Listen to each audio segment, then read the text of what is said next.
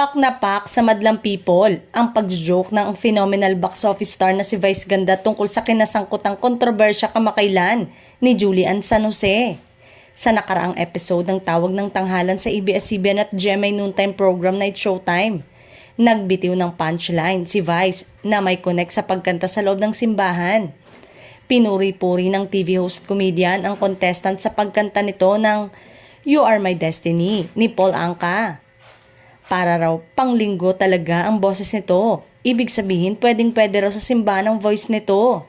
Kaya tinanong ni Vice ang contestant kung ano ba ang ginagawa nito every Sunday. Nagsisimba. Ang bilis na sagot ng TNT contestant. Anong kinakanta sa simbahan? Sundot na tanong ni Vice pero siya na rin ang sumagot. Dancing Queen. Charot lang, kayo naman. Sinasakyan ko lang yung mga eksena nyo.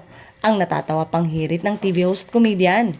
Kung matatandaan, naging malaking issue ang pagpe-perform ni Julian sa loob ng isang simbahan sa Occidental Mindoro para sa isang benefit concert. Hindi nagustuhan ng ilang Pinoy ang pagkanta ng kapuso actress singer at TV host ng Dancing Queen ng ABBA sa mismong altar ng simbahan pati na ang kanyang suot na gown na may mahabang slit. Hindi raw kasi appropriate yun sa lugar kung saan idinaraos ang concert. Unang naglabas ng public apology ang GMA Sparkle Talent Management hinggil sa nangyari na sinundan ng official statement ng kura paroko ng simbahan. Nagsorry rin si Julian sa lahat ng na-offend sa naging performance niya sa loob ng simbahan kung saan sinabi niyang wala siyang intensyon na makasakit ng kanyang kapwa.